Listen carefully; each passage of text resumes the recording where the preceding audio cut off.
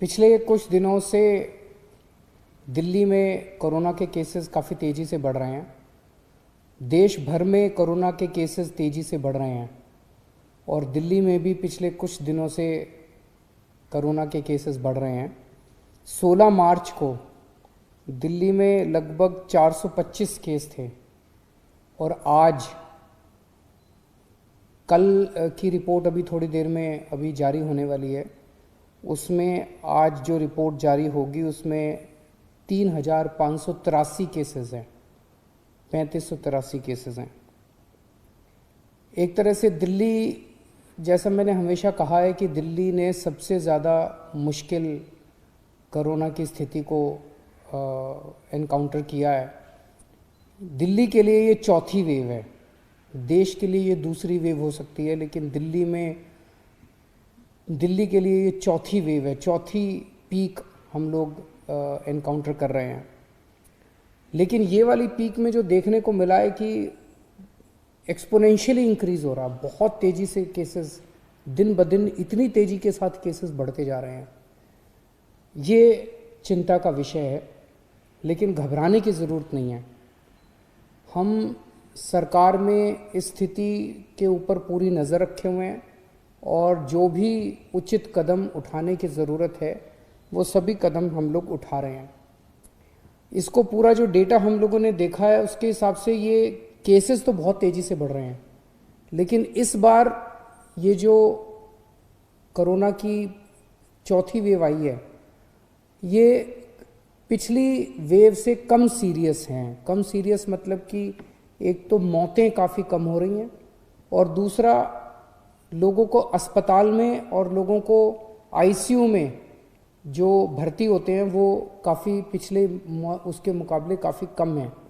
हम ये देख रहे थे कि अक्टूबर के महीने में जब लगभग इतने ही केस 3-4 हज़ार केसेस डेली आ रहे थे, उस वक्त आईसीयू में लगभग 1700 के करीब पेशेंट्स थे और आज लगभग 800 के करीब 50% के करीब पेशेंट्स हैं।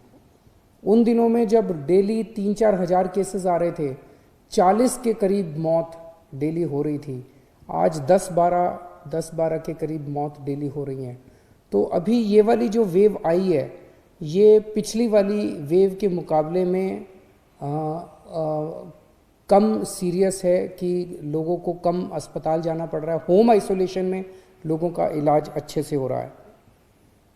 अभी जो स्थिति है, सरकार में लॉकडाउन किसी भी तरह का करने का कोई विचार नहीं है। हम स्थिति पे नज़र रखे हुए हैं। भविष्य में अगर ज़रूरत कभी पड़ेगी तो मैं आपसे बातचीत करके ऐसा कोई निर्णय लिया जाएगा, लेकिन अभी फ़िलहाल कोई लॉकडाउन करने का सरकार का निर्णय नहीं, सरकार का विचार नहीं है।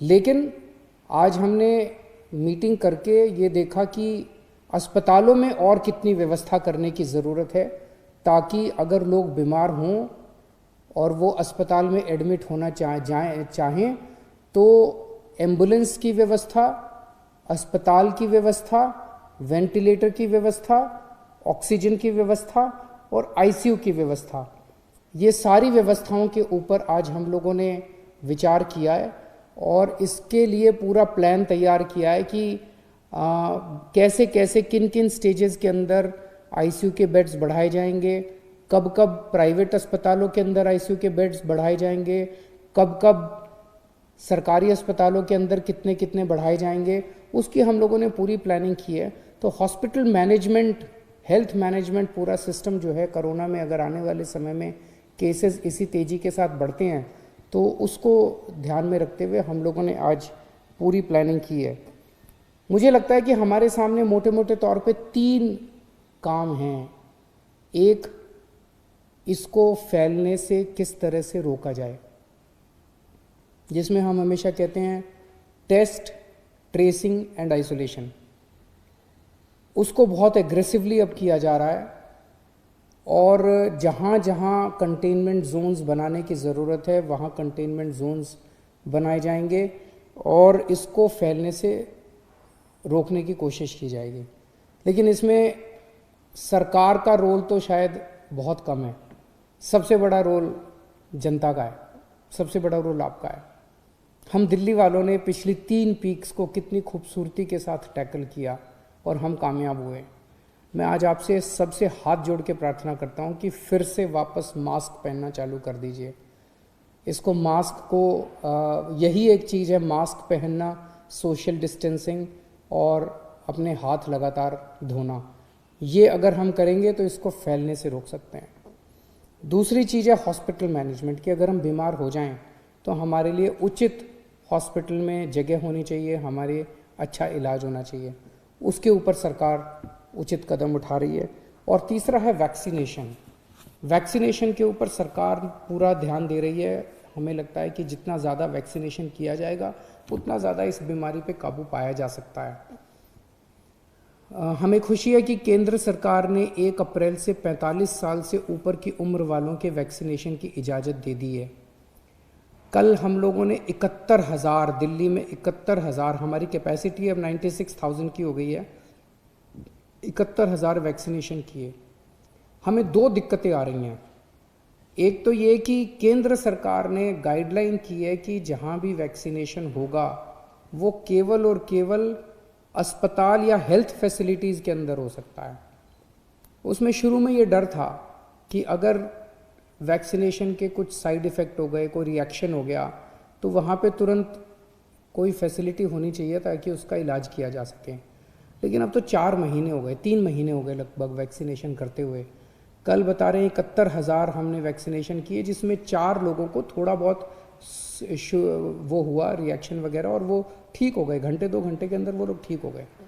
तो अब ये तो सामने आ गया कि ये सेफ़ है। तो अगर ये सेफ़ है तो केंद्र सरकार अगर हमें मास लेवल पे वैक्सीनेशन करना अलाउ करे तो हम कम्युनिटी सेंटर्स में, स्कूलों के अंदर, मतलब कई 100 हज़ारों हम फैसिलिटीज़ क्रिएट करके इसको युद्ध स्तर के ऊपर वैक्सीनेशन ड्राइव शुरू कर सकते हैं। और अगर युद्ध स्तर के ऊपर वैक्सीनेशन ड्राइव शुरू की गई तो मुझे लगता है कि कोरोना को कंट्रोल करने में हम लोगों को मदद मिलेगी।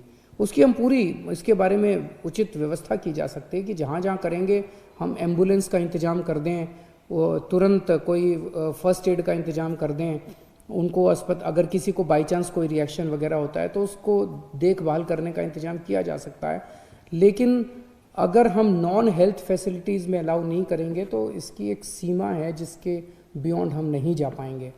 और दूसरा ये कि अब ये उम्र 45 साल की उम्र वाला क्लॉज हटा के और सारी जनता को एक साथ वैक्सीनेट, युद्ध स्तर के ऊपर वैक्सीनेशन करने का कार्य कर देना चाहिए ताकि हमें सबको इससे निजात मिल सके, कोरोना से निजात मिल सके।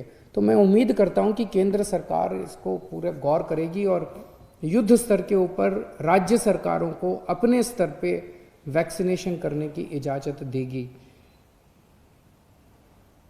और अंत में मैं जनता से अपील करना चाहता हूं कि दिल्ली की जनता ने बड़े बड़े काम करके दिखाए हैं और ये चौथी वेव भी हम लोग ज़रूर इस पे काबू पाएंगे। लेकिन आपसे फिर से अपील है कि मास्क ज़रूर पहनिए, सोशल डिस्टेंसिंग कीजिए और अपने हाथों को लगातार साबुन से या सैनिटाइज़र से साफ़ करते रहिए। बहुत बहुत शुक्रिया।